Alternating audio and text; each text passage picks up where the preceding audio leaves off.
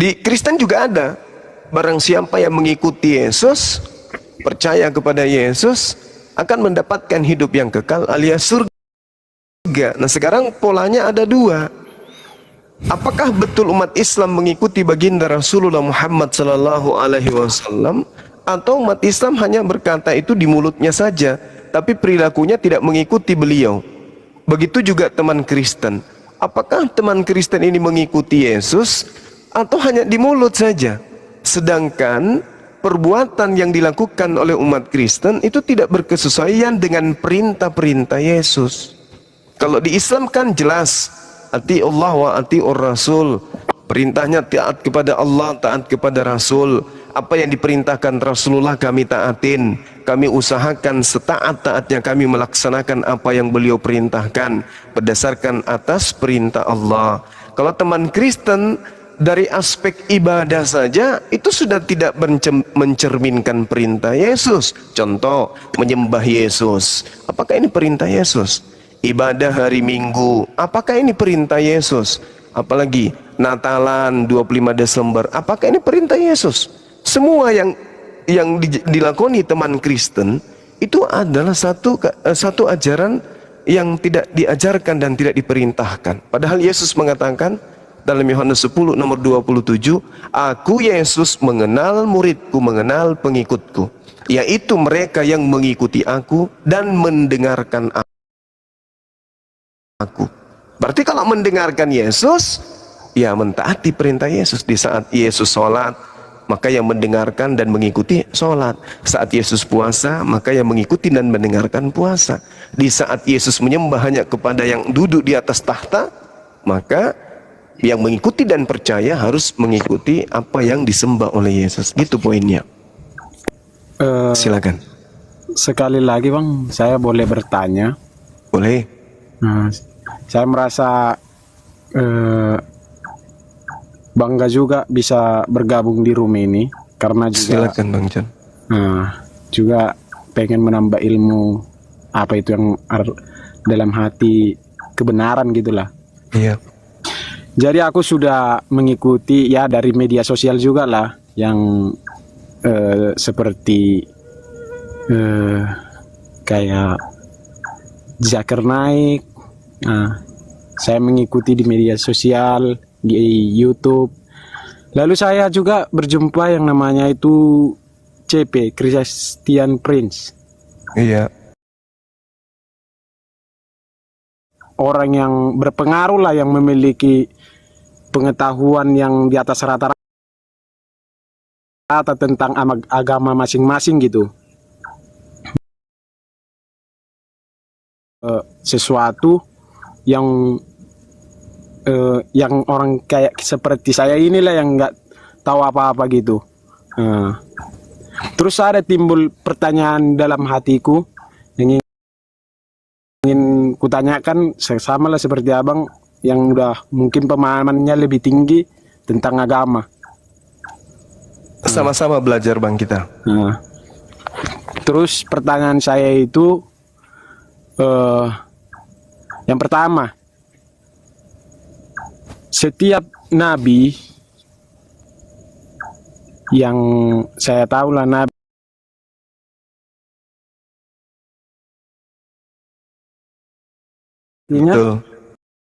nubuat itu sama seperti mukjizat. Lalu muncul di Christian Prince, ditanyakan, coba sebutkan apa nubuat yang dilakukan oleh Nabi Muhammad SAW. Iya. Terus aku mencari-cari di setiap lawan debatnya itu, tidak ada itu sendiri. Jadi aku bukan membandingkan, tapi cuman mencari seseorang nabi lah yang begitu aku sendiri aja takjub sama nabi tersebut, walaupun saya Kristen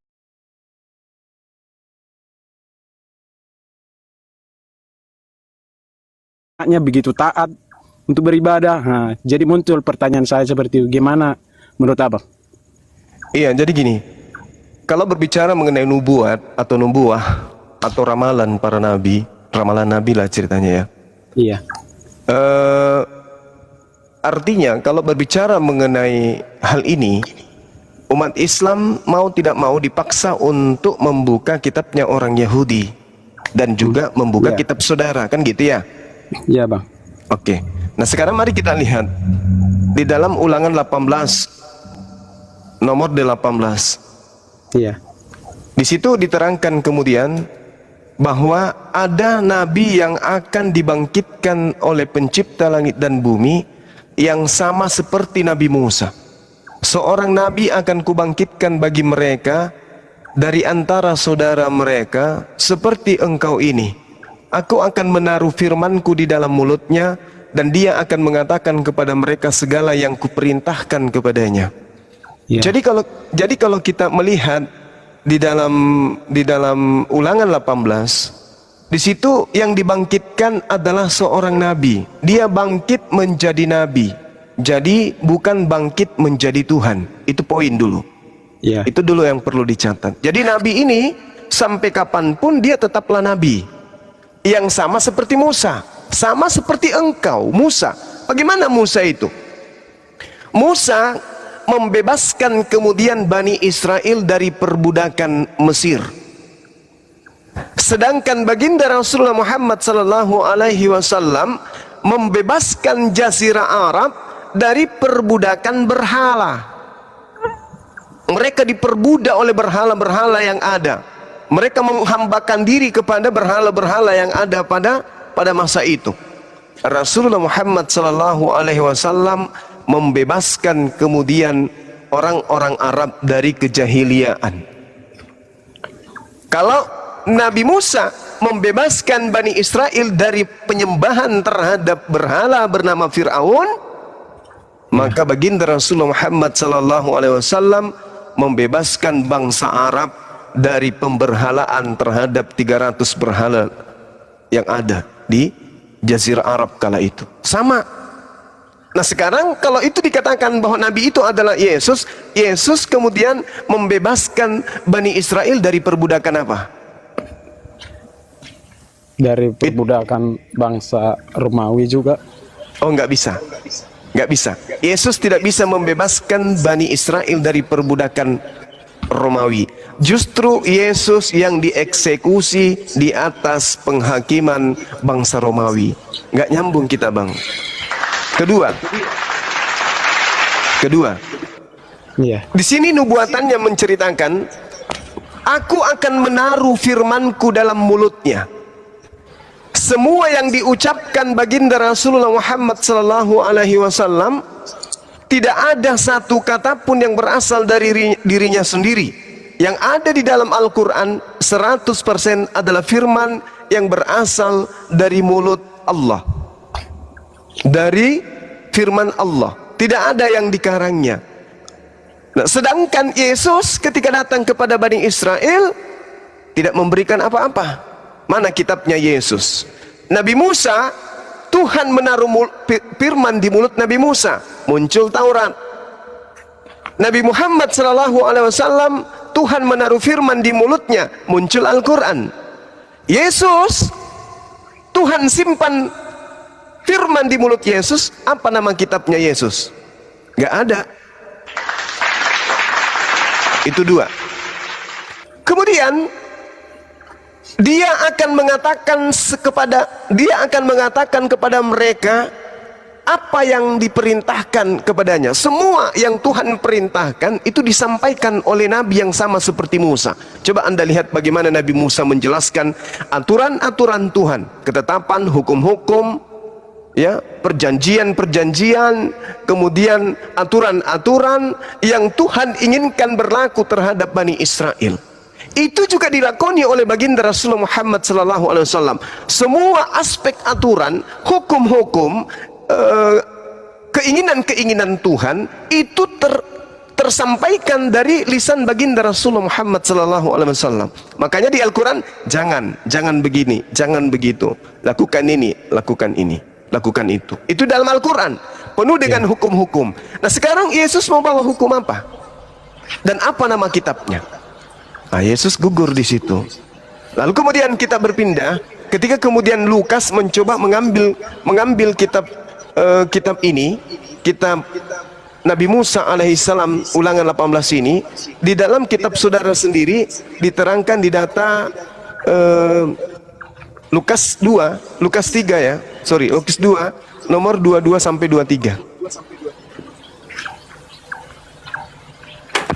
Pak D, izin saya mute karena Pak D noise Pak D. Doubling Iya. suaranya. Iya Pak D. Kisah Para Rasul ya akhi ya. Kisah Para Rasul 2 nomor 22 sampai 23. Khotbah Petrus, khotbah Petrus itu Gurunda ya. Bukan. Kok saya jadi lupa? Baik.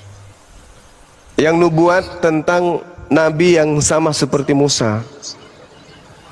Oh, di dalam kisah para rasul 13 Bukan 13. Ayo teman-teman di bawah, ayo. sama seperti Musa itu Iya. kan? Iya betul. Kisah Para Rasul. Betul? Assalamualaikum, Gurunda Zuma. Sebelum John Kisah sambil Para Rasul menunggu 3. Iya. ya, izin perkenalkan diri juga. Saya salah satu yang diamanahkan menjadi di divisi medsos gitu, karena banyak teman-teman yang nggak percaya gitu ya Bung Zuma. Para rasul Iya. Ya, izin bentar ya Bang. Jadi teman-teman yang di bawah yang ingin mendaftar menjadi anggota API atau yang belum terdaftar juga menjadi anggota API, teman-teman bisa follow ini akunnya Mbak Mikaela.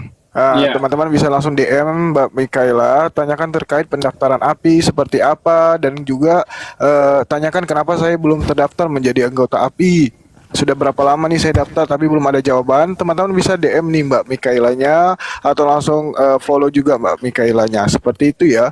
Dan di profil Mbak Mikaela ini sudah ada link untuk melakukan pendaftaran menjadi anggota API. Ada itu lagi yang kisah ingin para rasul ditambahkan? 737 akhi Juma. 3 akhi. Ini sengaja supaya teman-teman bawa ingat. Ini udah pernah sering diberikan. Jadi Ini kisah loh, ini saya bacakan ayatnya. Iya, silakan. Musa ini pula lah yang berkata kepada orang Israel, seorang nabi seperti aku ini akan dibangkitkan Allah bagimu dari antara saudara-saudaramu. Kisah para Rasul 737. Iya. Oke, itu salah satunya ya. Saudara siapa namanya? John. Nah, kita lihat yang kita dengarkan yang Akhi Sugi tadi sampaikan, dan kita lihat di dalam Kisah Para Rasul 3 nomor 22 sampai 23. Bukankah telah dikatakan Nabi Musa, Tuhan Allah akan membangkitkan bagimu seorang nabi dari antara saudara-saudaramu sama seperti aku. Ya, di antara saudara-saudara Bani Israel itu akan dibangkitkan seorang nabi yang sama seperti Musa. Dengarkanlah nabi tersebut dalam segala sesuatu yang akan dikatakan kepadamu.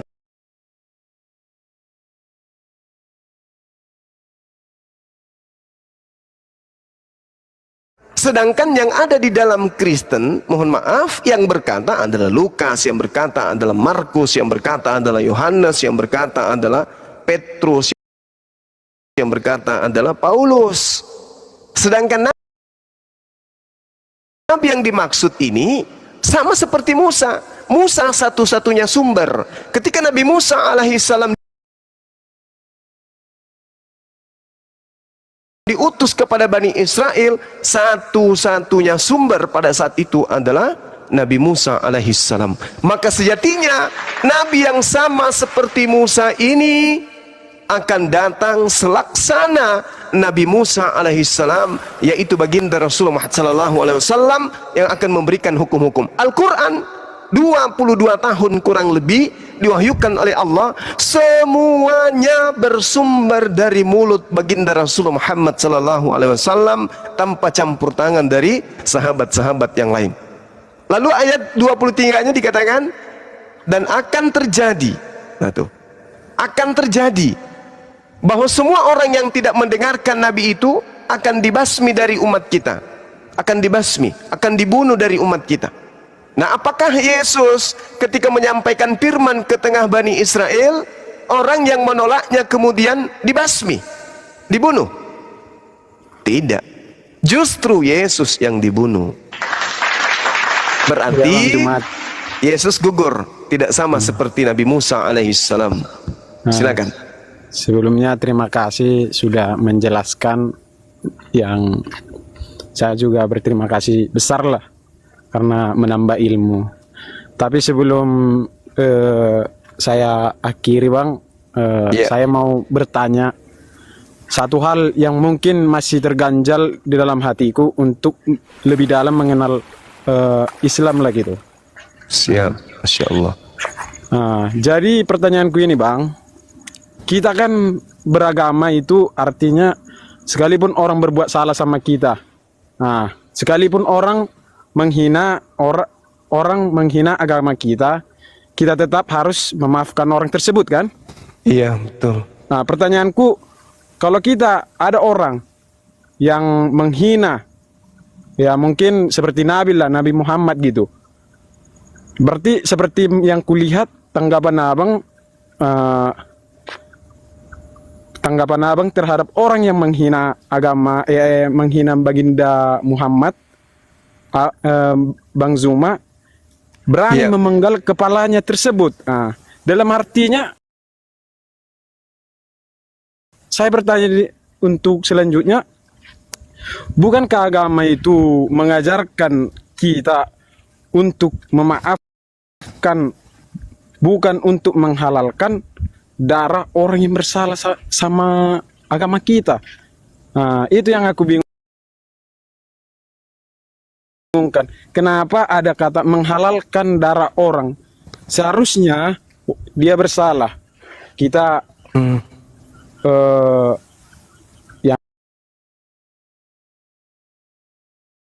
memiliki logis berpikir, kita memaafkan dia karena nggak ada juga manfaatnya kita menceramai dia, karena kan dalam logisnya dia nggak mau menerima apa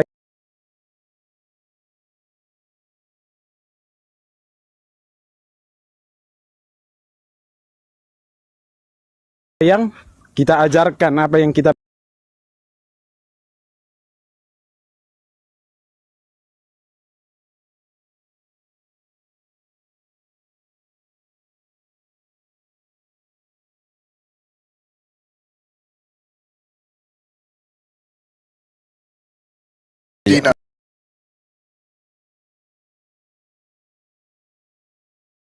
Bismillahirrahmanirrahim.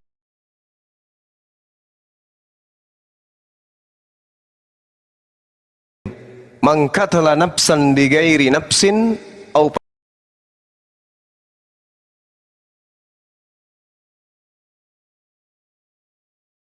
fasadi fil ard faka'annama qatalan nas jami'.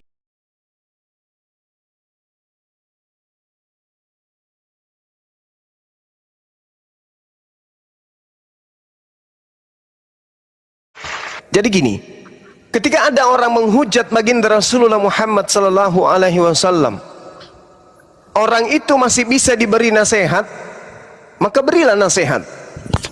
Orang itu masih bisa diamankan, maka amankan. Tapi kalau orang itu berpotensi membuat kerusakan di atas muka bumi, contoh seperti kejadian baru-baru adanya tindakan kekerasan yang dilakukan sekelompok manusia. Kalau orang ini dibiarkan kemudian dan tidak ada yang mengamankan, maka kita harus menegakkan hukum itu. Supaya apa? Supaya hukum yang ada adalah tidak mencederai baik itu negara, agama dan seterusnya. Kalau kemudian hal ini didiamkan dan orang tersebut, kelompok tersebut akan membuat kerusakan di atas muka bumi, maka perintahnya bunuh. Itu jelas itu. Demi untuk apa? Demi untuk mengamankan kemudian situasi. Tapi kalau masih bisa kemudian dilaksanakan dengan baik, diamankan dengan baik, diperintahkan dan mengikuti aturan dengan baik, dalam arti kata disadarkan, maka enggak apa-apa. Al-Quran mengatakan begini, wa in ahadum minal musyrikin astajara fa'ajirhu hatta yasma'a kalam Allah thumma ablighu ma'mana dzalika bi annahum qaumul la ya'lamun. Dan jika di antara kaum kafir, musyrik ada yang meminta perlindungan kepadamu, maka lindungilah agar dia dapat mendengarkan firman Allah. Jadi pelaku-pelaku yang kemarin ketika mereka sudah minta maaf, ketika semua minta perlindungan untuk disel di dalam penjara agar dia tidak diganggu orang lain, maka kata Allah, lindungilah mereka, antarkanlah mereka ke tempat yang aman, yaitu sel. Antarkan dia masuk ke sana supaya aman. Ini perintah dari Allah. Makanya Allah mengatakan, zalika bi annahum qaumul la ya'lamun. Sesungguhnya yang demikian itu karena sesungguhnya mereka itu adalah kaum yang tidak mengetahui. Sedangkan di dalam ajaran agama Islam, apa perintah Al-Quran? Husil afwa wa'mur bil urf wa a'rid anil jahilin. Jadilah pemaaf, ini perintah. Jadilah pemaaf dan perintahkanlah manusia mengerjakan yang baik, serta jangan pedulikan orang-orang yang bahlul, yang bodoh. Al-Quran juga mengatakan, walaman sabara wa ghafara inna dzalika liman azmil umur. Itu ya ayatnya. Di situ dikatakan, tetapi barang siapa bersabar dan memaafkan, sungguh yang demikian itu termasuk perbuatan yang mulia. Ini Al-Quran yang mengatakan itu. Jadi Allah subhanahu wa ta'ala menjelaskan, wa jaza'u sayyi'atin sayyi'ah misluha faman afa wa aslaha fa ajruhu 'ala Allah innahu la yuhibbuz zalimin. Dan balasan suatu kejahatan adalah kejahatan yang setimpal. Tetapi, ini Allah yang mengatakan, tetapi barang siapa paman afa wa aslaha fa ajruhu 'ala Allah, barang siapa yang memaafkan dan berbuat baik kepada orang yang berbuat jahat, apa kata Allah?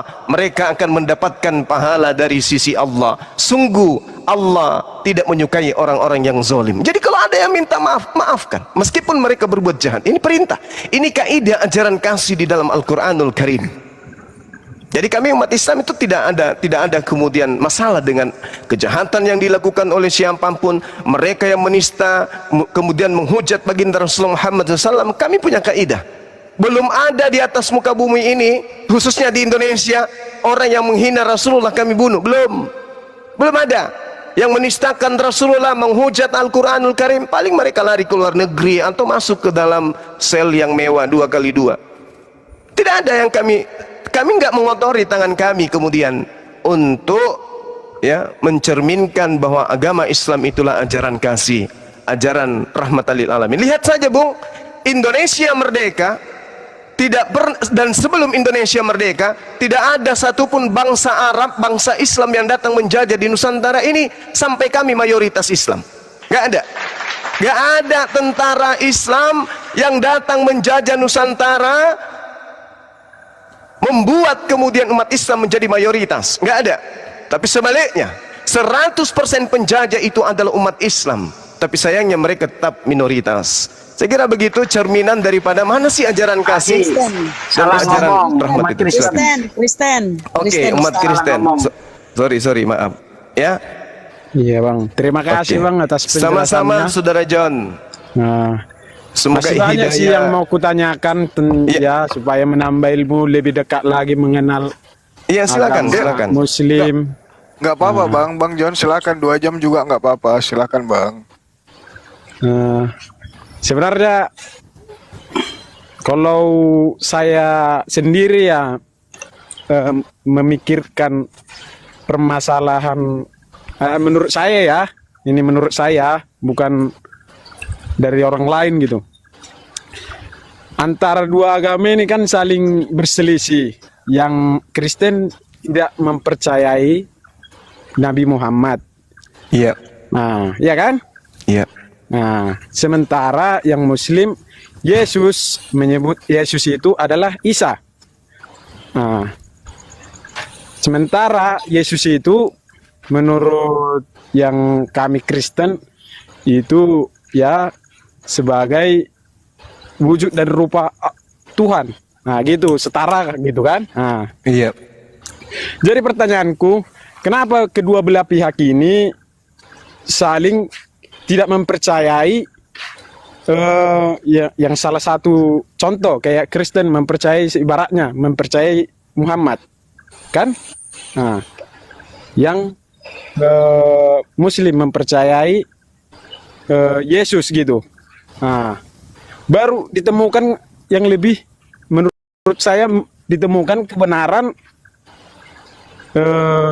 atau fakta yang menuju siapa sosok sebenarnya di antara yang dua ini Yang benar. yang benar gitu kan. Nah, Oke. coba kita pikir ibaratnya seperti itu. Lalu siapa orang yang berani menjamin kan gitu? Karena ini terjadi ribuan tahun atau ratusan tahun, kita nggak tahu. Nah, karena udah terjadi peperangan, udah terjadi tsunami. Nah, bahkan dokumen-dokumen yang membuktikan ini saya sendiri mungkin kalau ada orang yang berani mengucapkan ini betul, saya nggak percaya. Nah, kan gitu.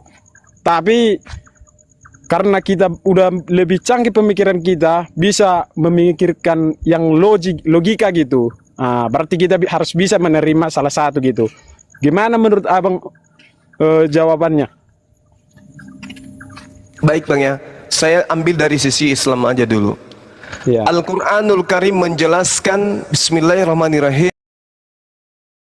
wa ikhwanuhum yamuddunahum fil ghayyi summa la yuqsirun, dan teman-teman mereka orang-orang kafir dan fasik membantu setan di dalam menyesatkan manusia, dan mereka orang kafir tidak akan henti-hentinya menyesatkan. Ini dicatat dulu Bang, dicatat dulu. Kemudian Al-Quran juga mengatakan dengan sangat jelas, inna syaitana lakum adu fattakhidhuhu aduwa innama yad'u hisbahu liyakunu min ashabis sa'ir. Sungguh setan itu musuh bagimu, maka perlakukanlah setan itu sebagai musuh, karena sesungguhnya setan itu hanya mengajak golongannya agar mereka menjadi penghuni neraka yang menyala-nyala. Itu yang kedua, dicatat. Kemudian Al-Quran juga menarasikan dengan sangat jelas, wala tattabi'u khutuwati syaitan. Ini diterangkan ini untuk siapa? Untuk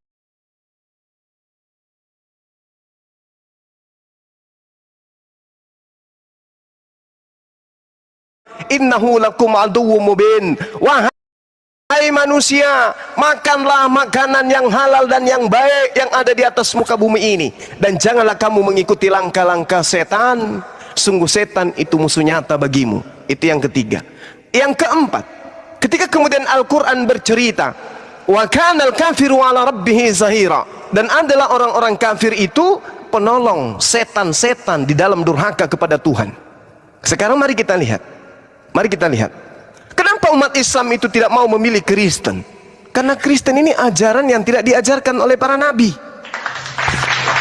Tidak ada nabi yang mengajarkan menyembah kepada manusia.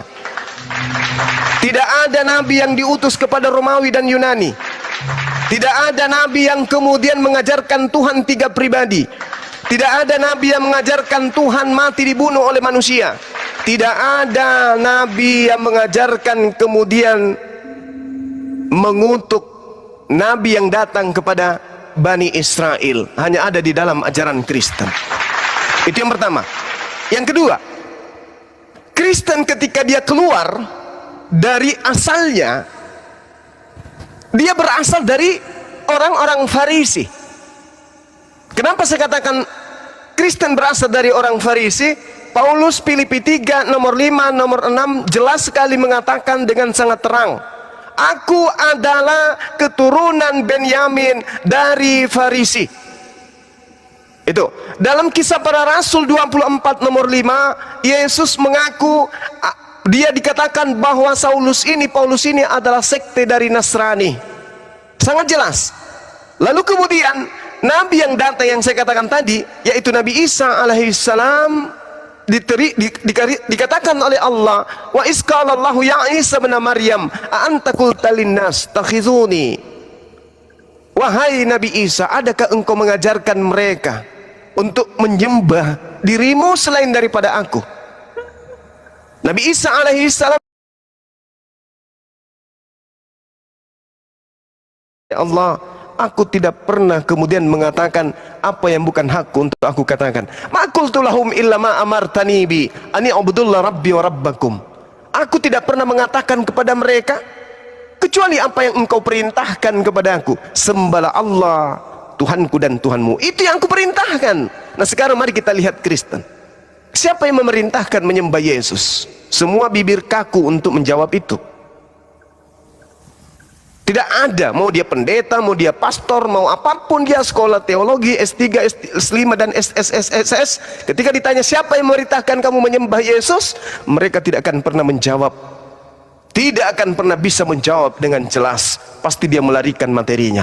Al-Quran mengatakan bahwa Nabi Isa alaihissalam memerintahkan Bani Israel menyembah kepada Allah, Tuhanku dan Tuhanmu. Ani abudullah rabbi wa rabbakum. Wahai Maria, jangan kesentuh aku, tapi pergilah kepada saudara-saudaraku, katakan kepada mereka, aku akan pergi kepada Allah, Tuhanku dan Tuhanmu. Makanya kami tidak mau menerima Kristen. Itu yang terakhir. Kenapa umat Islam itu tidak mau menerima Kristen? Yang pertama, seluruh rangkaian ibadah yang dilakukan oleh orang Kristen itu tidak ada perintahnya di dalam kitabnya. Kitab mengatakan A, praktek mengatakan Z, gak nyambung. Contoh, diperintahkan di dalam Keluaran 31 nomor 16-17. Katakanlah kepada Bani Israel untuk kemudian menjalankan sabatku secara turun-temurun sebagai perjanjian yang kekal. Sabat hari Sabtu, Kristen ibadah hari Minggu. Imamat 11 nomor 7, jangan engkau makan babi karena itu haram bagimu. Kristen makanan favoritnya babi. Sembahlah Allah, tidak ada Tuhan selain Dia. Itu dijelaskan, hidup kekal itu adalah mereka mengenal engkau satu-satunya Tuhan yang benar, satu-satunya. Tapi di Kristen yang berkata itu juga menjadi Tuhan. Jadi bagaimana umat Islam yang berakal ini mau menerima Kristen? Gak ada, kecuali mereka yang awam, mereka yang tidak mengerti tentang kebenaran hakiki. Mereka pasti akan mengikut. Kenapa? Di Kristen itu kasih, ajaran Kristen itu kasih Kristen itu. Dikatakan dalam ajaran Kristen hanya ada dua yang menyebabkan manusia itu bisa selamat. Apa itu? Kasih kepada Tuhan, yang kedua kasih kepada sesama manusia. Ini yang menyebabkan umat Kristen selamat. Kalau di Islam tidak. Yang membuat umat Islam selamat itu adalah rahmat. Rahmat didatangkan kemudian oleh manusia kepada dirinya ketika manusia itu taat kepada pencipta langit dan bumi, menjalankan segala perintah-perintahnya dan menjauhi segala larangan-larangannya, maka rahmat Allah akan datang berlaku kepada makhluk tersebut. Tapi kalau di Kristen tidak ibadah juga nggak apa-apa, tidak melakukan satu yang diperintahkan Tuhan juga nggak apa-apa, yang penting kasih. Makanya dikatakan di dalam Galatia 5 nomor 1, dengan matinya Yesus di atas tiang salib, kita telah dibebaskan dari apa? Dari kuk penghambaan. Kita sudah dibebaskan dari aturan-aturan Tuhan. Itu, kita sudah dibebaskan.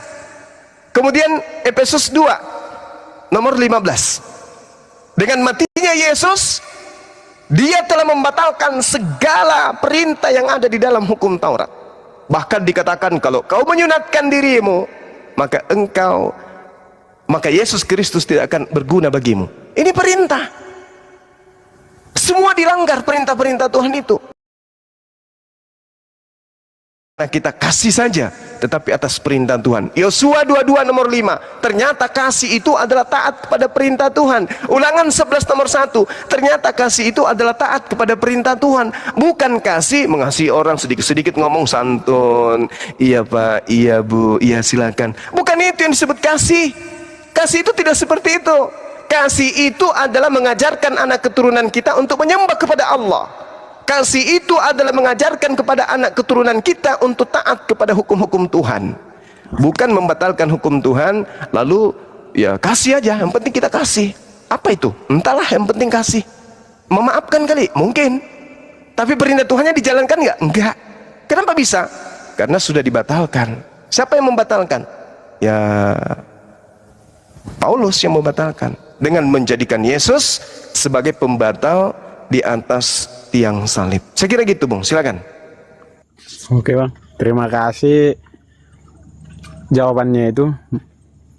Saya merasa puas. Dan masuk akal gitu ya. Assalamualaikum warahmatullahi wabarakatuh dan semua. Lanjut.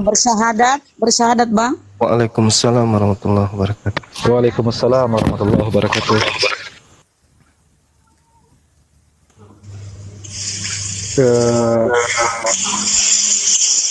Saya berterima kasih kepada Bang Zuma atau yang mendengarkan juga. Berhubung besok saya mau kerja juga, ini saya berada di Malaysia lagi kerja. Ya, terakhir dari saya, Bung, sebelum Bang John turun, boleh ya? Ya, sebagai pendidikan yang berharga lagi tuh, karena kita yang beragama harus saling mengajarkan tentang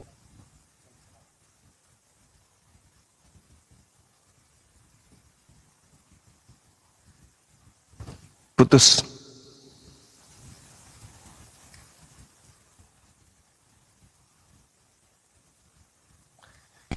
Jaringannya itu. Ya, satu dari saya, Bung John, kalau boleh, sebelum Anda pamit. ya. Al-Quran menarasikan gini, Bismillahirrahmanirrahim. Yauma yajma'ukum liyaumil jam'i, dzalika yaumul taghabun. Wa may yu'min billah wa ya'mal shalihan yukaffir anhu sayyi'atihi wa yudkhilhu jannah tajri min tahtihal anhar khalidina fiha abada dzalikal fawzul azim. Ingatlah pada hari di mana kita akan dikumpulkan oleh Allah. Manusia semuanya akan dibangkitkan dari kubur, dibangkitkan dan dihimpunkan kemudian di hari kebangkitan. Itulah hari di mana kita akan dihakimi oleh Allah, dihakimi, diungkapkan semua kesalahan-kesalahan kita. Saban hari hanya menyembah kepada sesama makhluk, itu akan dipertontonkan oleh Allah di hadapan seluruh umat manusia. Lalu Allah mengatakan, barang siapa beriman kepada Allah dan mengerjakan amal kebajikan, niscaya Allah akan menghapuskan dosa-dosanya dan memasukkannya ke dalam surga. Mereka kekal di dalamnya selama-lamanya. Itulah kemenangan yang agung. Jadi ada perintah, barang siapa beriman kepada Allah dan mengerjakan amalan kebajikan. Apa amalan kebajikan ini? Aturan-aturan Tuhan. Sedangkan kalau di Kristen, di dalam Ibrani 6 nomor 1, sebab itu marilah kita tinggalkan hukum-hukum pertama, perintah-perintah pertama, ajaran-ajaran pertama, asas-asas pertama dari ajaran tentang Yesus, dan beralih kepada perkembangannya yang penuh. Janganlah kita diletakkan lagi dasar pertobatan dari perbuatan-perbuatan yang sia-sia dan dasar kepercayaan kepada Tuhan. Jadi menurut Paulus dalam Ibrani 6,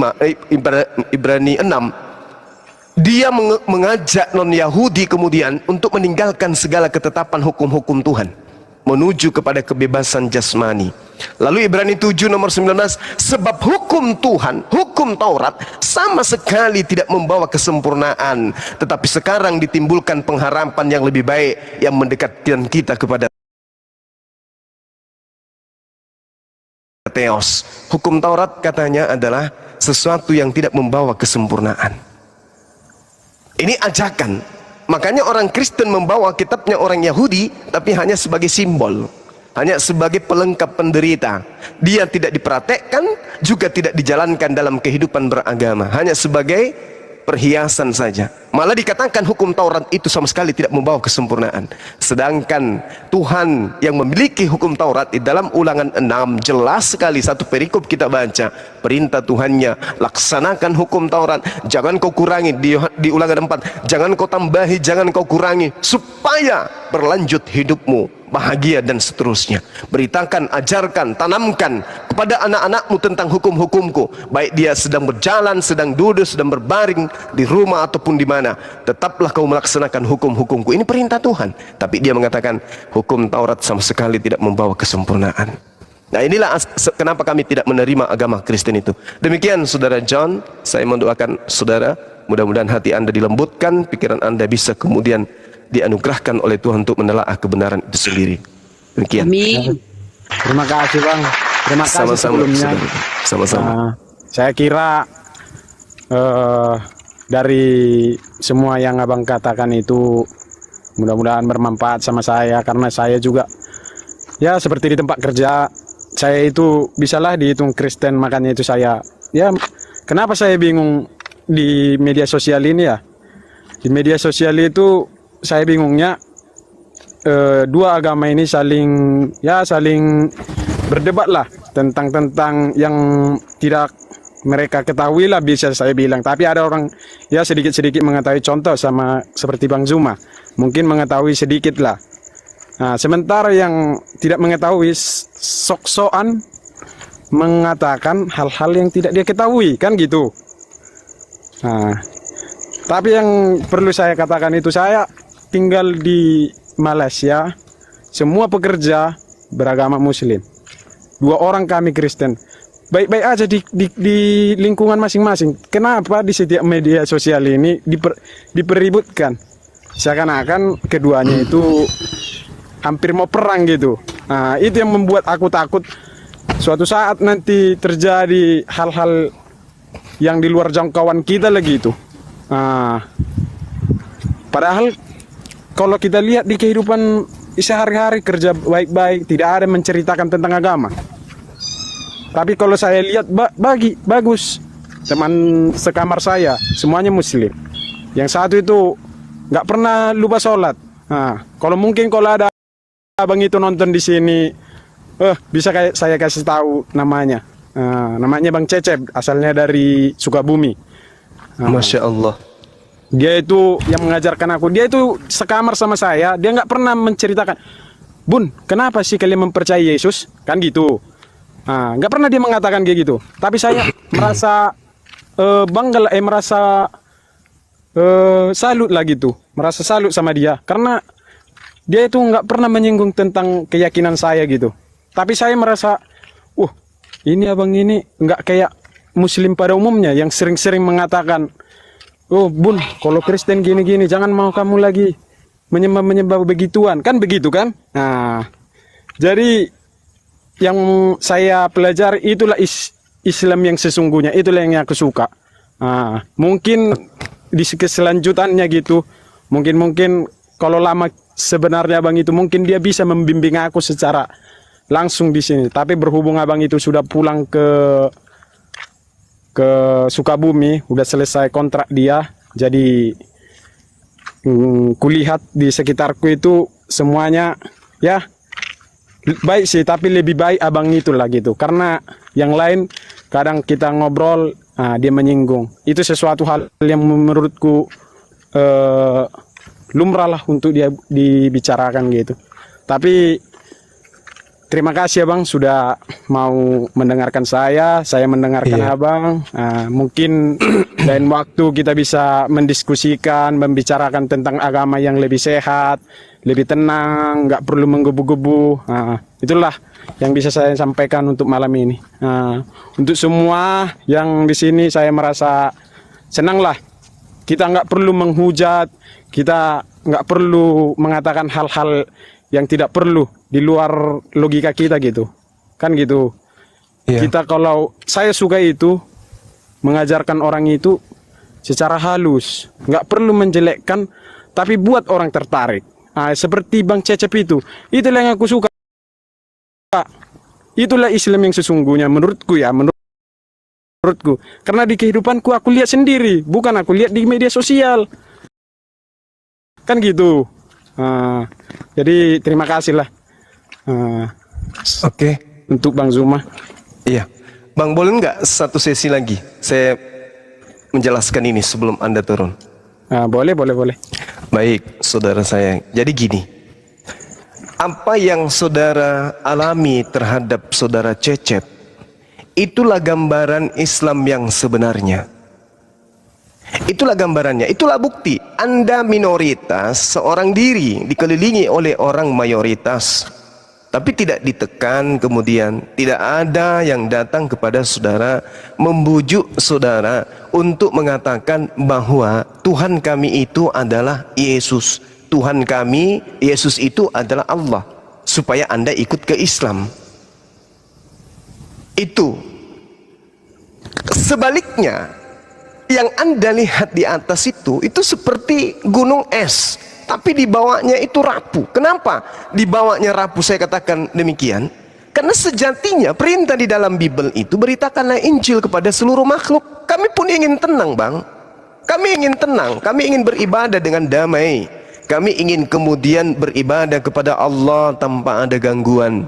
Tapi apalah arti ibadah kami ketika kiri kanan kami, muka belakang kami itu dengan keadaan yang tenang, saudara-saudara kami murtad, meninggalkan Islam. Disebabkan kenapa? Adanya misionaris yang bukan hanya terselubung, tapi justru misionarisnya itu dari kitab saudara sendiri. Contoh, tak kasih dalil di dalam Filipi 2 nomor 6 dan seterusnya. Dan yang walaupun dalam rupa Allah, coba, tidak menganggap kesetaraan dengan Allah sebagai milik yang harus dipertahankan, melainkan telah mengosongkan dirinya sendiri dan mengambil rupa seorang manusia dan menjadi manusia, dan dalam keadaan sebagai manusia Allah telah merendahkan dirinya dan Allah taat sampai mati, bahkan mati di atas kayu salib. Itulah sebabnya Allah sangat meninggikan dia, dan karenanya kepada namanya di atas segala nama. Ini coba Anda lihat nih. Jadi di sini kalau Anda lihat di KBBI, Allah ini adalah nama Tuhan dalam bahasa Arab. Kenapa kemudian dibaca Allah? Supaya identitas Tuhannya umat Islam itu dikaburkan. Padahal di dalam kitab saudara yang ditulis Allah ini adalah Tuhannya umat Islam. Coba buka KBBI sekarang, apa itu Allah? Anda akan diantar kepada pemahaman Allah itu adalah ternyata Tuhannya umat Islam. Tapi dipakai oleh agama Anda kemudian untuk memurtadkan orang, supaya orang Islam yang awam bisa dengan mudah masuk ke agama Kristen, dikarenakan di kitab sucinya Kristen ternyata juga ada Allah sama aja. Udah, baiklah kita masuk Kristen aja. Di Kristen enak, kita tidak perlu begini, kita tidak perlu begini. Habis itu kita dikasih Indomie, dikasih cangkul, dikasih bibit, dikasih ini dan itu, dikasih sekolah gratis, anak kita diberikan kesehatan gratis dan seterusnya, pendidikan gratis dan seterusnya. Ternyata Tuhan kita sama aja. Pindah yuk. Ini yang terjadi, Bung. Sehingga fenomena yang ada di Indonesia ini, kami para apologet hadir bangkit untuk mencegah itu semua. Untuk mencegah itu semua. Andai saja agama Kristen ini jujur menggunakan pakaian mereka sendiri, ini tidak ada Allah di sini. Yang mereka tuliskan di sini Tuhan atau dewa, atau Sang Hyang Widi, atau Sang Dewata. Jangan pakai kata Allah, karena Allah ini adalah nama Tuhan umat Islam. Kenapa dipakai di situ? Supaya bisa menjebak jiwa-jiwa yang rapuh, yang tidak memahami Al-Quranul Karim. Makanya kami ada. Sedangkan cerminan Islam yang seharusnya yang seperti saudara saya alami. Anda sendiri minoritas tetapi hidup dengan damai sejahtera. Bayangkan kalau umat Islam yang minoritas di Indonesia ini, semua kemudian yang memegang tunggu pemerintahan dan semuanya itu adalah agama Kristen. Bisa kita bisa bayangkan gimana kejadiannya. Sedangkan minoritas aja mereka menggunakan cara-cara begini. Kalau kita tanya pendeta atau pastor, Pak Pendeta, mohon minta dijelaskan kenapa kitab saudara dituliskan Alkitab. Alif Lam Kitab. Kenapa? Apa dasar hukumnya? Ini kan kitab dari Yunani, kitab Anda kan dari Romawi. Ini kan kitab dalam bahasa Yunani. Kenapa masuk ke Indonesia menggunakan bahasa Al-Quran? Alkitab. Ada apa? Kenapa menggunakan kata Roh Kudus? Kenapa menggunakan Nabi? Kenapa menggunakan kata Rasul? Iman, ayat, mujizat, rahmat, apalagi banyak, syafaat dan seterusnya. Kenapa menggunakan bahasa-bahasa seperti itu? Tujuannya untuk mengambil jiwa-jiwa yang rapuh di Islam, untuk mereka murtadkan kembali, mereka murtadkan ke dalam ajaran agama mereka. Ini tujuannya, Bang. Harusnya kita berdiri sendiri, Kristen dengan kekristenannya percaya diri, Islam dengan keislamannya seperti yang ada sekarang. Jangan saling ngikut. Ini sekarang, kenapa kita saling ngikut? Karena agama Anda yang menyerempet masuk ke agama kami. Maka kami tidak membiarkan itu, maka kita saling sikut. Saling sikut artinya kita saling berdiskusi di sini. Coba kalau Kristen seperti Hindu, Kristen seperti Buddha, mana ada pernah Islam dan Hindu, Buddha kemudian berdiskusi tentang agama? Nggak pernah. Kenapa? Hindu percaya diri dengan kitabnya, Buddha percaya diri dengan kitabnya. Tapi giliran Kristen, Anda buka dari lembaran pertama, di situ langsung bertemu dengan nama Tuhannya umat Islam. Begitu saudaraku John, semoga ini bisa menjadi pelajaran baik untuk saya maupun saudara, bahwa keberadaan kita di sini adalah untuk supaya bisa memberikan edukasi mana sih ajaran yang jujur, ajaran yang benar itu yang tidak ada palsu-palsunya. Nama Tuhannya aja palsu, nama kitabnya aja palsu, yang mana sih?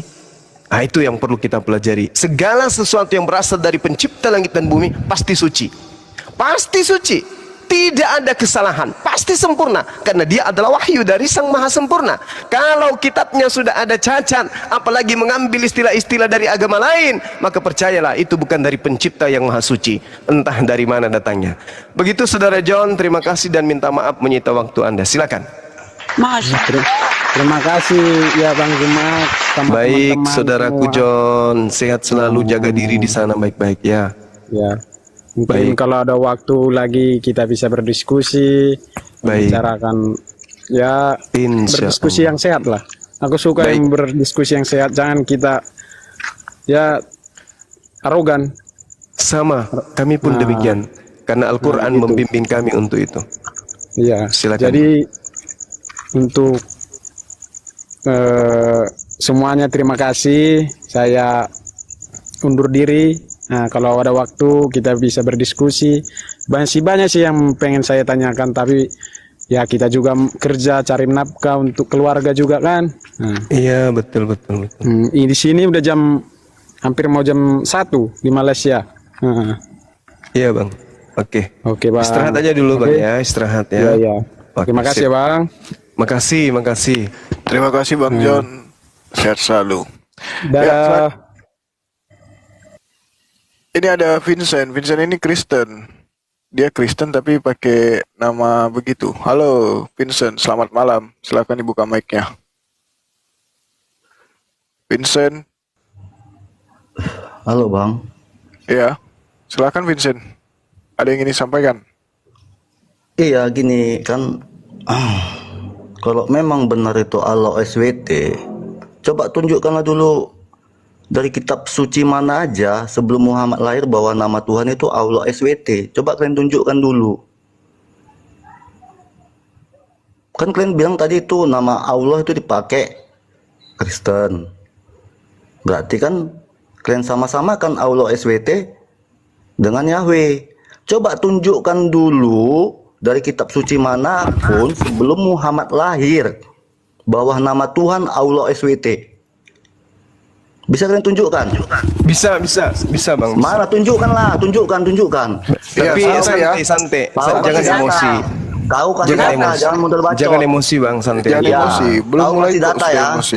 Iya. Tunjukkan nama Tuhan bahwa nama Tuhan Allah SWT. Nah, inilah Baik. ciri-ciri penghujat Sebelum dari Muhammad pihak lahir. Kristen. Iya, Sebelum jangan Muhammad lahir. Ya. jangan emosi, santai aja. Oke, iya santai. Saya hadapi Oke. kamu santai. Oke baik. Mute host. Mute. Apakah saudara tahu arti daripada Subhanahu wa Ta'ala yang disingkat SWT itu? Iya, kamu tunjukkan aja dulu. Enggak, saya Pokoknya tanya dulu bang. Saya nama tanya, Tuhan. Enggak, nggak usah, apakah nggak usah. saudara tahu? Saya nggak mau melebar-lebar. Kamu Enggak, tunjukkan masalahnya aja dulu. masalahnya Kamu SWT tunjukkan itu aja dulu bahwa nama Tuhan itu Allah. gini bang Vincent ya. Subhanahu wa Ta'ala yang disingkat SWT itu bahasa Arab.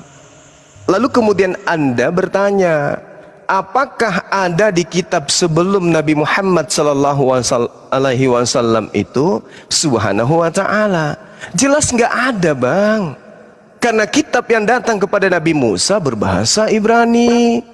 Yesus mengajarkan ajarannya menggunakan bahasa Aramaik. Tetapi kalau kita melihat gelar Allah Subhanahu wa ta'ala, Maha Suci, Maha Tinggi, itu bertaburan di kitabnya orang Yahudi. Di dalam Yesaya 5 nomor 6, demikianlah Tuhan seru sekalian alam, yang dipermuliakan oleh keputusan hukumnya, Allah yang Maha Suci lagi Maha Tinggi. Yesaya 57 nomor 15, Akulah Allah yang Maha Tinggi lagi Maha Suci, yang hidup selama-lamanya. Jelas ini. Ini jelas ini.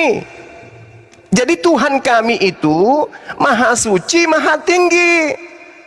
Jadi Tuhannya Bani Israel Maha Suci, Maha Tinggi. Yesaya 57 nomor 15, Yesaya 5 nomor 16. Cuma di situ Oke. tidak ada mengatakan Allah SWT. Kau paham nggak? Nah, oke.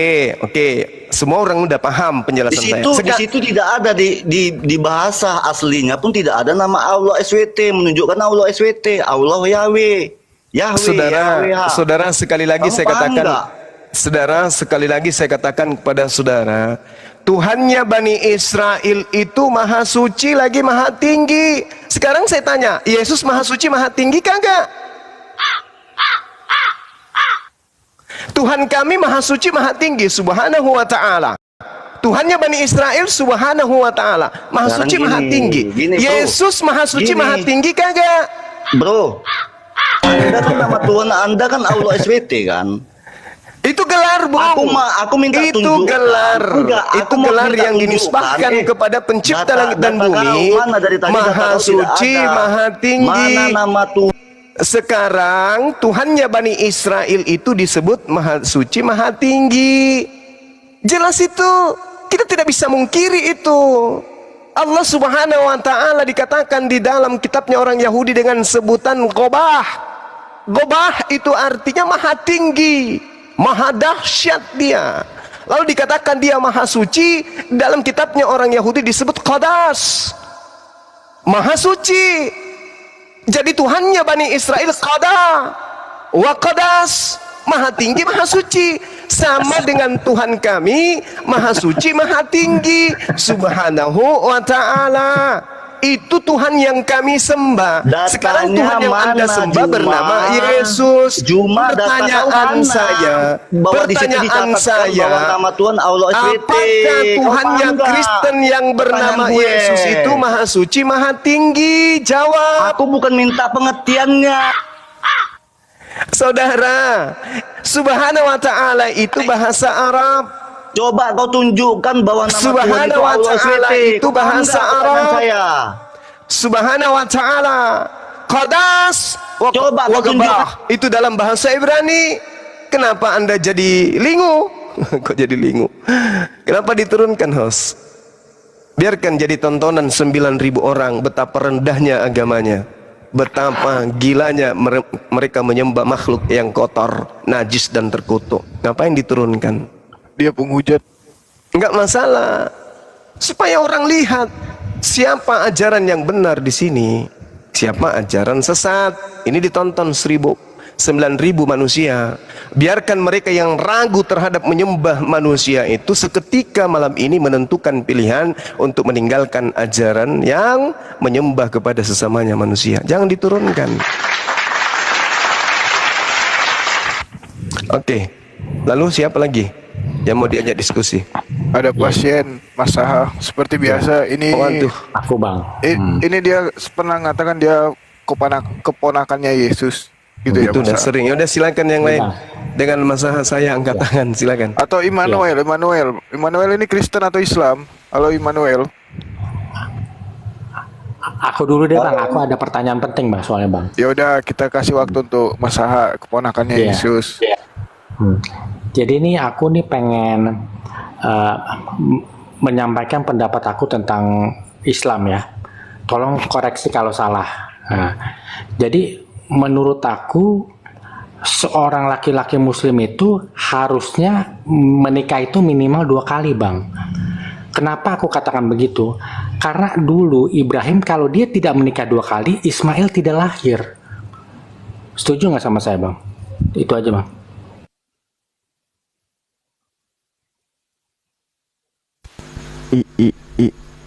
Ini parah ini.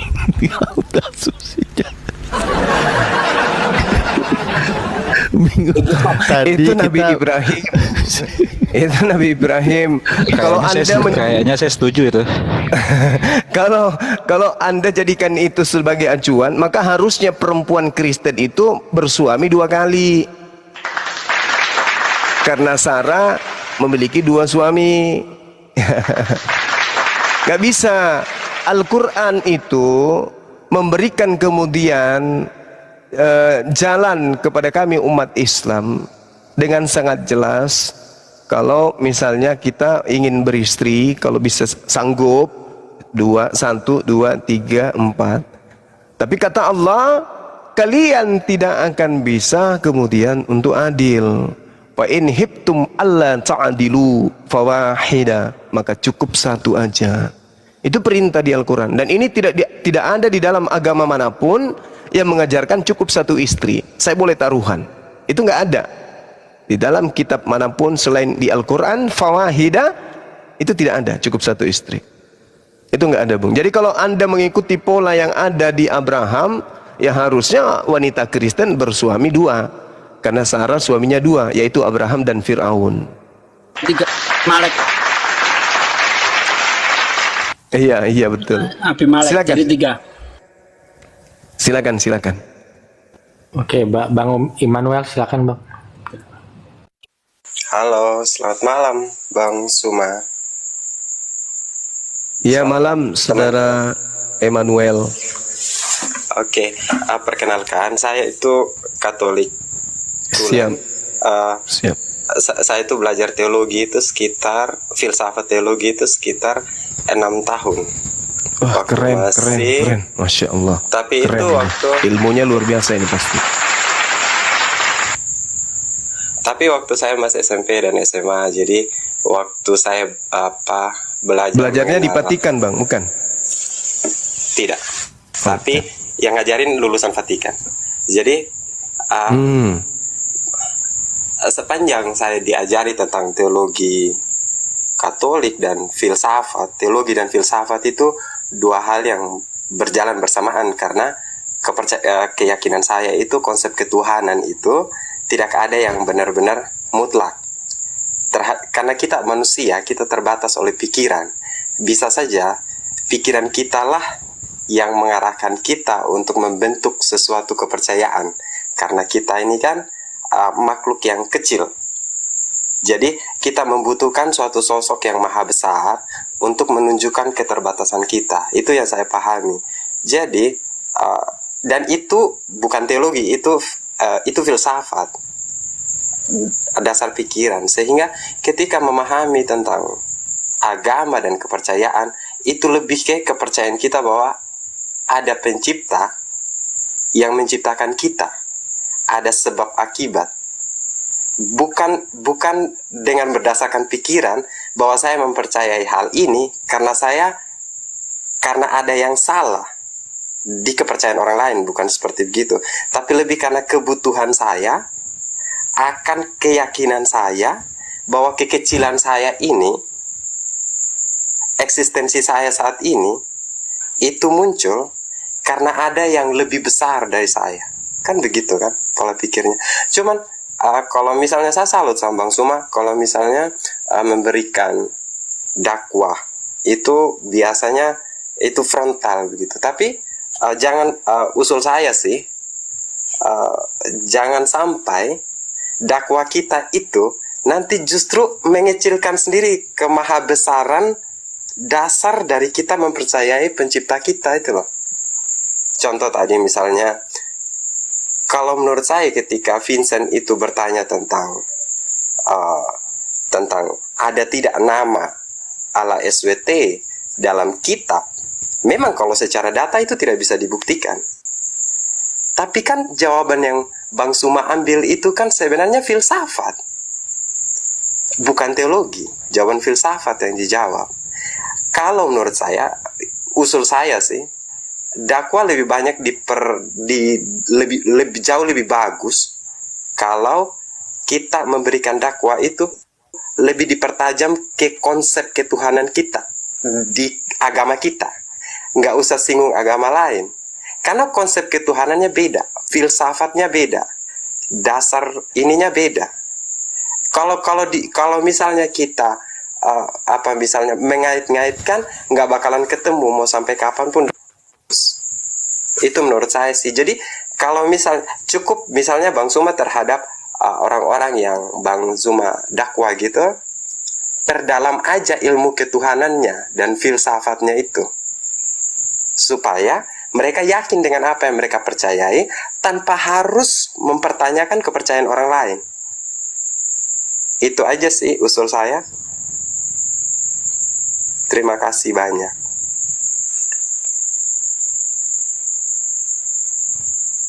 Oke, baik. Jadi gini Bang, ketika saya ditanya tentang Subhanahu wa ta'ala yang terkait kemudian dengan nama Allah, gelar daripada pencipta langit dan bumi itu kemudian saya jelas akan menitip beratkan kepada pengetahuan orang tersebut terhadap Bibelnya sendiri. Maka saya tunjukkan kitab yang Anda gunakan dari kitabnya orang Yahudi menunjukkan adanya data yang sangat akurat di mana Tuhan itu maha suci, maha tinggi. Jadi itu tidak hanya mengarah kepada satu keadaan ilmu filsafat, tidak.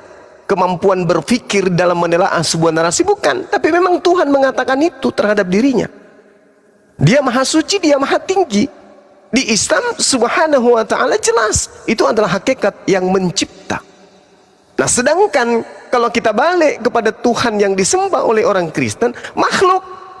Coba kita lihat di dalam 1 Korintus 15:48. Makhluk-makhluk alami sama dengan dia berasal dari debu tanah. Dan makhluk-makhluk surgawi sama dengan Yesus yang berasal dari surga. Yesus disebut makhluk di sini. Yesus disebut makhluk. Kalau Yesus disebut makhluk yang berasal dari surga, maka di dalam Roma 1 nomor 25, mereka menggantikan kebenaran Allah dengan dusta dan memuja dan menyembah makhluk dengan melupakan penciptanya yang harus dipuji selama-lamanya. Ini menyembah makhluk. Tadi yang makhluk dari surga itu siapa? Yesus. Jadi bukan hanya sekedar pemahaman filsafat aja di dalam bertuhan itu, enggak. Justru orang-orang yang melahirkan ilmu filsafat sekarang mereka bertuhan. Orang yang baru belajar kemudian mengenal Tuhan justru pindah ke filsafat, meninggalkan agama menuju ateis. Berfilsafat dia tentang Tuhan, tetapi yang menemukan ilmu filsafat justru kembali ke dalam fitrahnya sebagai makhluk Tuhan untuk bertuhan. Kembali saya katakan kepada saudara, ketika saya ditanya mana Tuhannya umat Islam, katanya Subhanahu wa ta'ala, kok para nabi tidak pernah menyembah SWT? Oke, tetapi Tuhan yang mereka sembah bergelar hakikat maha suci, hakikat maha tinggi. Yang kami sembah itu, yang kami sembah jelas itu, tidak bisa diganggu gugat. Makanya Al-Quran mengatakan la tudrikuhul absar wa huwa yudrikul absarah wa huwal latiful khabir. Dia Allah tidak dapat dicapai oleh penglihatan mata, sedang dia Allah dapat melihat segala penglihatan itu, dan dialah Allah yang maha halus, maha teliti. Ini yang kami sembah. Ada wujud, tetapi tidak bisa dicapai oleh penglihatan mata. 1 Korintus 6 nomor 16. Sedangkan Yesus yang Anda sembah adalah makhluk. Berarti sembahan kita berbeda emang. Tapi yang Anda tanya tentang Subhanahu wa ta'ala, itulah sembahan para nabi. Maha suci, maha tinggi. Dan itu jelas terurai dalam kitabnya orang Yahudi. Salah saya kalau hal itu tidak tertulis dalam kitabnya orang Yahudi, kemudian saya mengutipnya. Yesaya 5 nomor 16, Yesaya 57 nomor 17. Tuhannya Bani Israel maha tinggi, maha suci. Malu saya mengungkapkan itu kalau itu Tuhan tidak katakan. Tetapi Tuhan semesta alam akan ternyata maha tinggi dalam keadilannya, dan Allah yang maha suci akan menyatakan kesuciannya dalam kebenarannya. Kurang apa lagi? Makanya kami dengan Bani Israel tidak pernah berselisih tentang Tuhan. Tidak pernah berselisih tentang Tuhan. Karena kami sadar, mereka sadar, kami pun sadar bahwa kita menyembah Tuhan yang sama. Demikian, Bung. Izin saya masuk ke Emmanuel, Gurunda, sedikit. Ya, silakan Adinda. Oke, saya menggarisbawahi pernyataan saudara tadi, Emmanuel, bahwa seakan-akan ajaran yang seharusnya superioritas jangan menjadi inferior, membawa dan mengais-ngais narasi dari ajaran lain, kurang lebih seperti itu. Tapi pada faktanya, ajaran Anda banyak sekali mengais-ngais istilah dan beberapa kaidah-kaidah keimanan yang berasal dari agama kami. Maka, inferioritas itu seharusnya Anda pertanyakan ke dalam ajaran Anda. Kenapa menggunakan nama Tuhan kami, menggunakan istilah Alkitab kami, menggunakan berbagai narasi-narasi yang datang dalam Al-Quran kami. Jadi seharusnya saudara bertanya, yang inferior sekarang kami atau Anda? Jika Anda merasa sangat optimis, percaya diri dengan ajaran Anda yang benar, bawalah narasi asli dari ajaran Anda. Pakai kata theos, pakai kata apostolos, pakai bahasa Yunanimu. Kenapa harus mengemis-ngemis bahasa dari kitab kami? Silakan. Saya bisa tanggapi gini, Bang. Saya sendiri ini orang yang menjalani hidup the way the life is driven me. Jadi saya menjalani hidup itu apa adanya. So saya tidak pernah mengatakan apa yang saya percayai harus menjadi benar juga di mata orang lain. Saya cuma meyakini aja dan that's all, itu aja. Jadi ketika saya juga tidak terlalu memperdalam tentang sejarah, tentang story-story di balik itu gitu ya, apalagi agama lain, karena saya lebih memperdalamnya di konsep ketuhanan. Jadi konsep-konsep kepercayaan saya dan konsep ketuhanan serta filsafat di baliknya. Misalnya makhluk yang dimaksud tadi, misalnya itu entitas itu. Kita sebagai manusia, ketika kita tidak bisa meraba sesuatu, kita memvisualisasikannya, kemudian itu entitas itu. Nah, karena kita bagaimanapun makhluk imajiner. Nah, berikutnya lagi tentang bahasa misalnya tentang konsep ketuhanan. Kalau kami di Katolik namanya Tritunggal Maha Kudus. That's all, itu aja. Nah, kami tidak pernah bahwa Tritunggal Maha Kudus ini itu bagaimana ditanggapi oleh orang lain. No, kami tidak melihat di arah itu. Dan juga bahwa itu adalah sebutan oleh orang lain, kami juga tidak melihat ke arah sana. Karena bagaimanapun segala sesuatu ini kan berkembang. Itu kan apa yang saat ini pakaian yang kita gunakan itu produk budaya, makanan yang kita makan itu bentukannya dan olahannya itu kan hasil dari suatu proses yang amat sangat panjang itu. Dan perilaku yang kita lagi jalankan saat ini itu adat istiadat dan budaya. Otomatis karena pemahaman saya sih, karena zaman dulu Kristen dan Islam itu berjalan berbarengan, bisa saja memang ada mix, ada istilahnya, bisa saja karena dia produk budaya ini, kita berkembang itu kan kita. Oke, mohon maaf ya, langsung saya potong. Oke, Anda menanggapi bahwa ajaran Anda adalah produk budaya, dan kami membantah itu. Ajaran kami bukan produk budaya, ini adalah wahyu yang diturunkan oleh Allah Sang Pencipta kepada Nabi Muhammad. Itu perbedaan mendasar kita. Dan saya afirmasi benar bahwa kitabmu itu produk jurnalistik, produk biografi yang dituliskan oleh orang-orang yang puluhan tahun bahkan ratusan tahun datang setelah Yesus. Namun kitab kami jelas diturunkan kepada Nabi Muhammad melalui wahyu dari langit dan disampaikan secara tanadzulan, berangsur-angsur. Terbukti dalam sejarah, terbukti secara empiris. Baik Bang, maksudnya saya tidak membahas Muslim bahwa mereka produk budaya. Saya hanya menjelaskan bahwa agama itu memang produk budaya. Kita kalau ritual-ritual yang kita lakukan itu memang selalu ada kaitannya dengan silahkan Anda imani bahwa ajaran Anda adalah produk budaya Yunani bercampur dengan pagan, bercampur dengan ajaran Eropa, bercampur dengan para penyembah berhala, tetapi jangan seret Islam ke dalam narasi Anda. Iya, saya paham itu. Makanya saya bilang, ketika misalnya gini ya, Hindu di Bali kan produk budaya juga. Jews itu kan Yahudi kan produk budaya juga. Konghucu kan produk budaya. Hindu di India juga kan produk budaya. Maksud saya yang saya pahami, agama itu produk dari budaya, adat istiadat.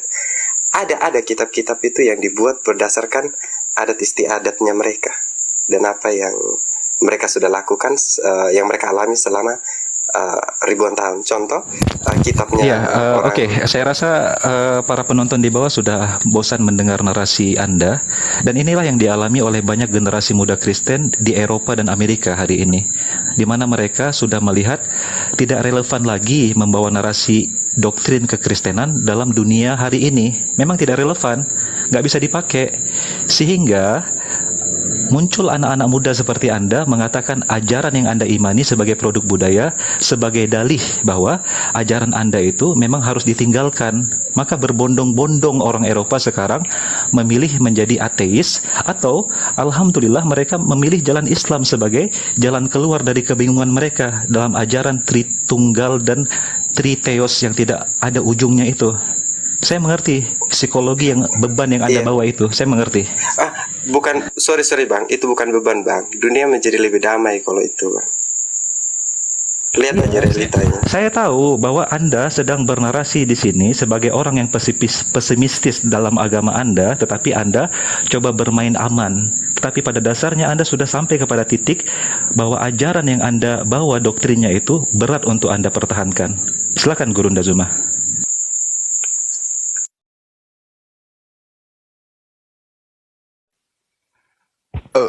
Bang Zuma, silakan, tapi izin bentar ya Bang Zuma. Saya informasikan buat teman-teman Muslim yang ingin naik. Ini banyak permintaan Muslim yang ingin naik, sehingga saya kurang tahu yang mana Kristen yang ingin diskusi. Jadi buat teman-teman Muslim, ada juga yang ngatain saya sombong nggak naikin teman-teman Muslim. Bukan saya sombong atau gimana.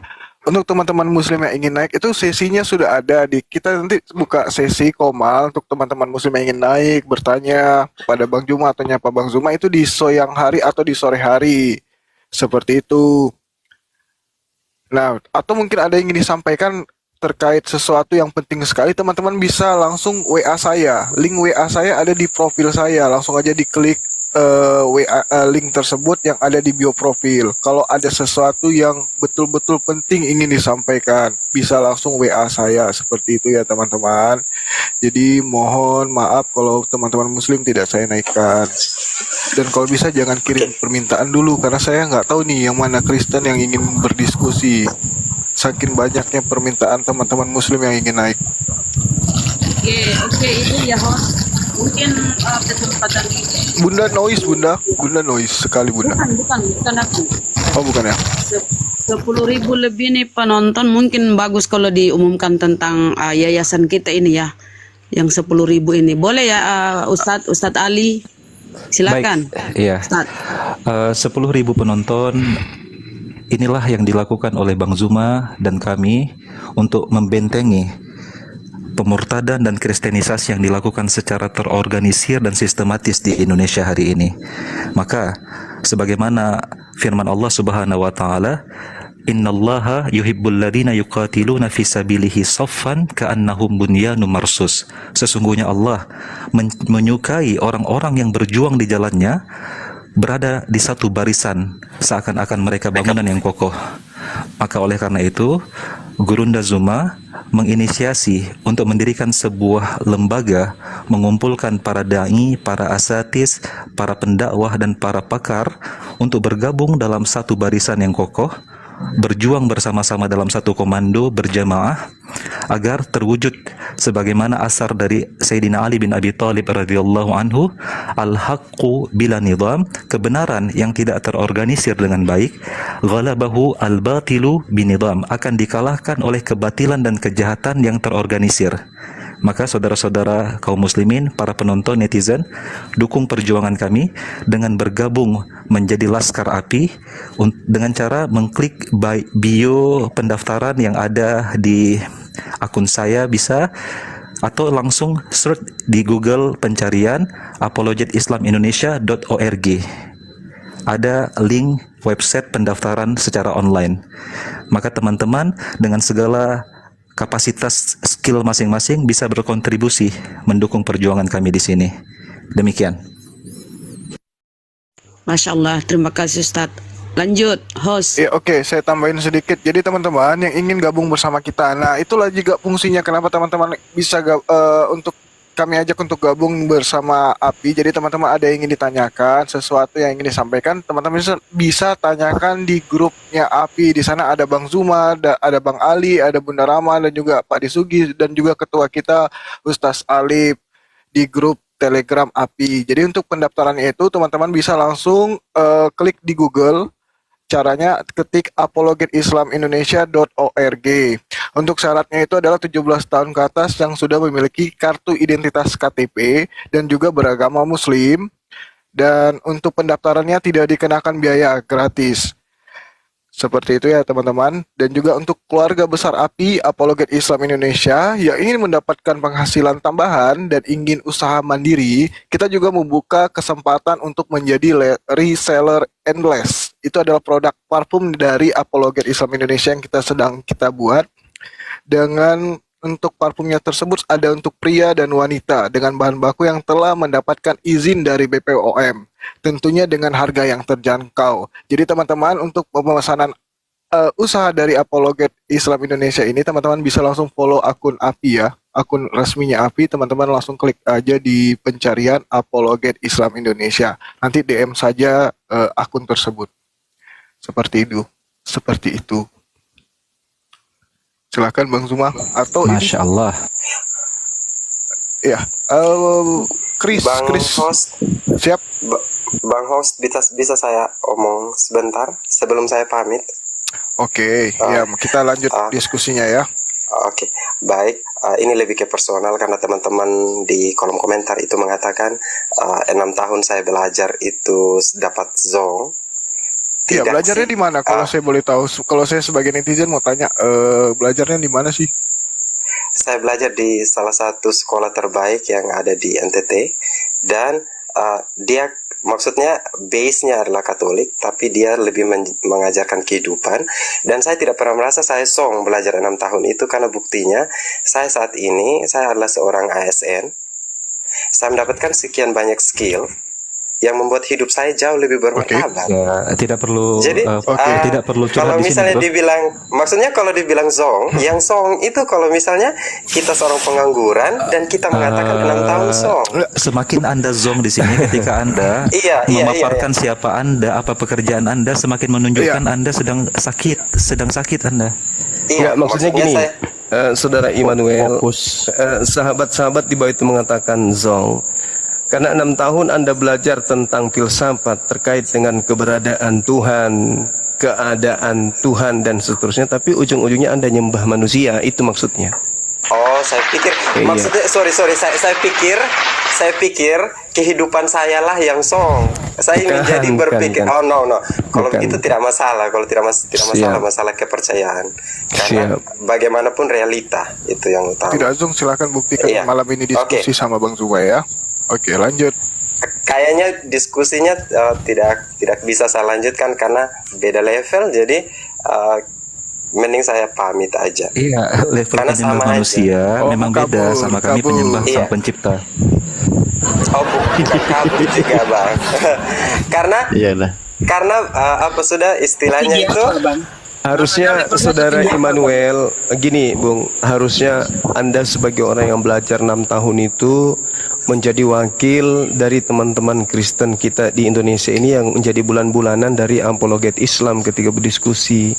Wakili mereka dengan Anda perlihatkan level Anda, ini loh Kristen yang benar, begini loh cara berdiskusi yang benar, begini caranya melumpuhkan argumentasi orang-orang Islam terkait berbicara mengenai ketuhanan manusia Yesus.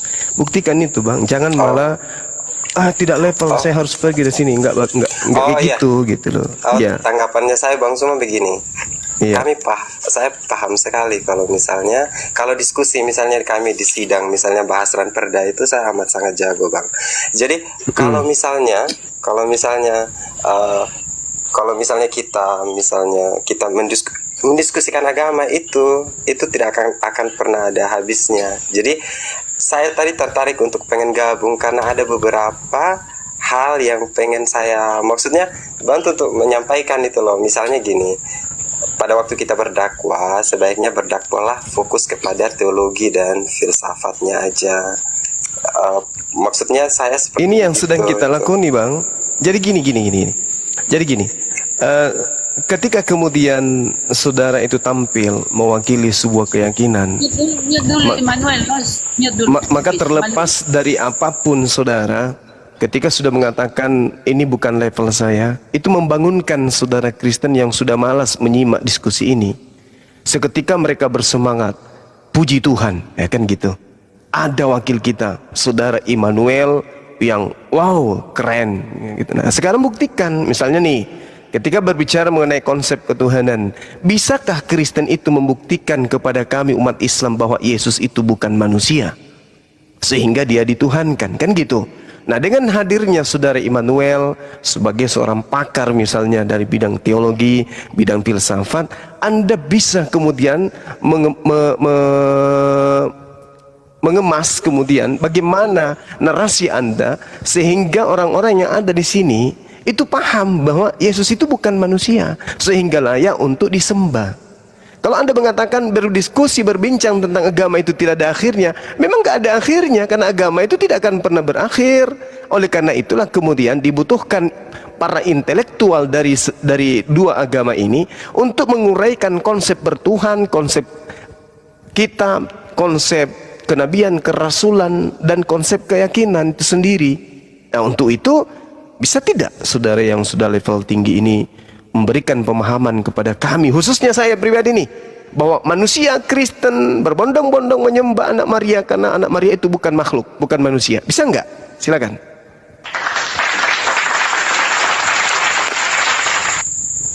Baik Bang Suma, terima kasih atas kesempatannya. Saya bukan menggurui, saya cuma menjelaskan apa yang saya percayai. Dan berikutnya, apa yang saya imani harusnya tidak menjadi bahan ejekan orang lain. Karena martabat kita, level kita lihat dari situ. Nah, begini yang saya pahami, Yesus yang saya percaya itu entitasnya, dia itu manusia. Dia adalah firman yang menjadi manusia. Nah, misalnya begini, kalau misalnya kita berbicara saat ini lewat HP ini, kan yang teman-teman dengar kan suaranya saya. Suara saya itu kan representasi dari saya yang saat itu sedang tidak berada di depan teman-teman. Nah, jadi Yesus itu adalah firman, yaitu adalah suara itu. Nah, tapi karena bangsa Israel waktu itu kehidupannya dan memang sudah dinubuatkan bahwa Tuhan melalui Roh Kudus firman-Nya itu menjadi manusia supaya hidup berdampingan dengan manusia. Sama-sama mengalami hidup yang dialami oleh manusia. Lahir. Maksudnya itu yang saya pahami. Maksudnya bisa sih dihujat, silakan dihujat karena tapi level kita ada di situ, di titik situ. Kalau kita menghujat apa yang orang pahami. Iya. Dan juga kalau misal dibilang benar dan salah, saya bisa berargumen bahwa kebenaran itu tidak ada yang benar-benar mutlak loh. Karena apa? Karena kita bicarakan ini adalah Tuhan yang juga kita tidak bisa sentuh. Jadi Iya, gantian kita bang, gantian. Kita pendek-pendek aja diskusinya supaya menarik gitu ya. Ketika Anda bernarasi tentang firman, mengambil analogi sebagai HP dan seterusnya, level Anda hanya sama seperti akrobat Rudi Yohanes berarti. Jadi ketika Anda mengatakan bahwasanya suara Anda ada di HP dan HP itu adalah mewakili Anda, saya katakan memang betul. Anda tidak perlu ke Makassar untuk berdiskusi dengan saya, karena Anda bisa kemudian berbicara di tempat saudara. HP yang ada pada diri saya itu adalah mewakili saudara. Tapi bolehkah saya katakan ketika HP saya ini kurendam di comberan, itu sama halnya merendam Anda? Boleh nggak? Karena baik. Karena Bang Zuma melihat konteks HP tadi. Anda yang menjelaskan itu tadi, bukan saya. Suara yang Bang Zuma dengar. Suara yang Bang Zuma dengar itu representasi dari saya, bukan HP tadi. Berarti bukan tubuh Yesus yang menjadi penggambaran daripada firman, tetapi suara Yesus. Betul? Memang suaranya. Berarti bukan tubuhnya. Tubuhnya dia itu manusia. Berarti suaranya bukan daripada tubuh itu, bagian dari tubuh itu. Balik lagi, suaranya itu representasi dari firman Tuhan. Bukan jasadnya berarti ya? Jasadnya dia manusia, makanya. Baik. Lalu kenapa bukan suaranya yang disalibkan di atas tiang salib? Kenapa harus jasadnya? Apakah mereka menyalibkan firmannya? Memang.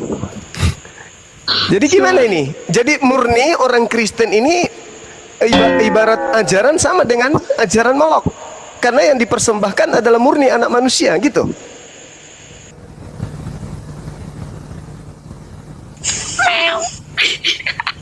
Gitu saudara Immanuel. Apakah benar Kristen ini ajaran Molok, dewa Molok mempersembahkan anak manusia di atas tiang salib? Gini. Silakan. Misalnya jadi bengkai. Tuhan Yesus disalibkan itu adalah ritualnya. Ini jadi Tuhan. Kenapa jadi Tuhan? Bung. Tunggu. Kenapa jadi Tuhan Yesus? Itu sesuai kepercayaan saya. Lah tadi suaranya aja katanya yang adalah kalam, yang adalah firman, bukan Yesusnya. Gimana ini? Baik, saya bilang Tuhan ya. Jangan katakan Tuhan. Kalau Anda mengatakan Tuhan berarti jasadnya Yesus. Anda di level mana ini sekarang nih? Begini bang. Iya. Ayo, diperbaiki lagi narasinya. Jangan sampai level Anda salib menyalibkan itu sebenarnya budaya atau apa sih? Itu adalah konsep bang. Untuk konsep itulah, ya? dengarkan. Ya, menyalibkan itu adalah sebuah konsep ya. Konsep keyakinan paganisme yang untuk menuhankan manusia harus melalui mati. Roma 14 nomor 9. Diam. Roma 14 nomor 9. Untuk itulah jasad Yesus mati agar dia bisa dibangkitkan untuk menjadi Tuhan bagi Anda. Mana suara yang Anda katakan tadi bahwa itu adalah presentasi daripada Tuhan? Mana?